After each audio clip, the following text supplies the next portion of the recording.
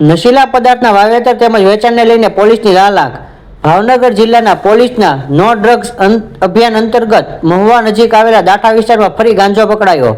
નશીલા પદાર્થના વાવેતર તેમજ વેચાણને લઈ પોલીસની લાલાક.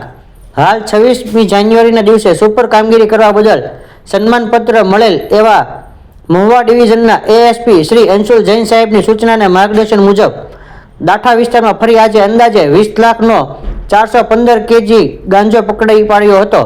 મહુવા રૂરલ દાઠા તળાજાને આજે ફરી દાઠા પંથકમાં લાખો રૂપિયાનો ગાંજો તેમજ અફીણ પકડ્યું. થર્ડ આઈ એક્સપ્રેસ રિપોર્ટર સંદીપ સોની.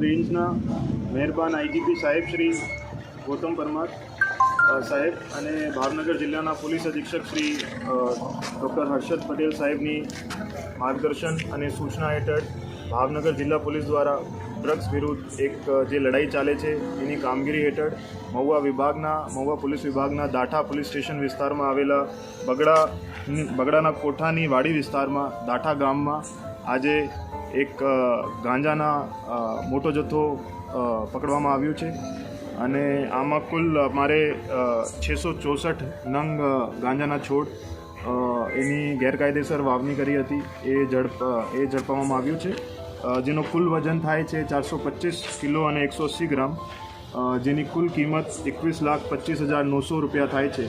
અને એની સાથે એક આરોપી જેનું નામ છે વનુબા ઉર્ફે વનરાજસિંહ બચ્ચુબા સરવૈયા, એની ધરપકડ કરવામાં આવી છે અને આગળ એનડીપીએસ એક્ટ હેઠળ જે એનડીપીએસ એક્ટની કલમ 8B, 8C, 20A, 20B C મુજબ ગુનો દાખલ કરી આગળની કાર્યવાહી હાથ ધરવામાં આવી છે.